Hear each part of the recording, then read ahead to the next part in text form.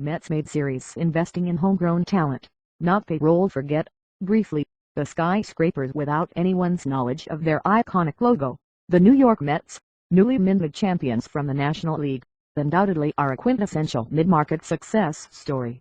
Whether they play in the Toronto Blue Jays or Kansas City Royals from the World Series, the Mets could have the smaller payroll from the Fall Classic contestants. The Mets' payroll of $120.4 million ranks 15th, one of many 30 big league teams, the definition of mid-market spending. The Royals are merely ahead of them at number 14, together with the Blue Jays at number 10. Despite playing in this nation's largest market, the Mets had the third lowest payroll, one of many 10 teams in this particular year's postseason, in front of only the Pittsburgh Pirates and Houston Astros. It's reasonable to argue the Mets should spend more about players compared to they do.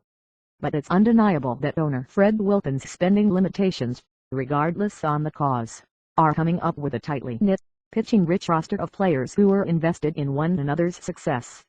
The Mets employed 26 homegrown players in 2010, one behind the San Francisco Giants with the major league lead, in accordance with StatsLZ. That was evident Wednesday night at Wrigley Field, in which the champagne-soaked hugs were especially poignant as a result of time shared in places like Brooklyn, Port St. Lucie, Flip, and Binghamton, Bala. "We showed up together," NLC's MVP Daniel Murphy said after the clincher. "We know the other person. We know one another's families.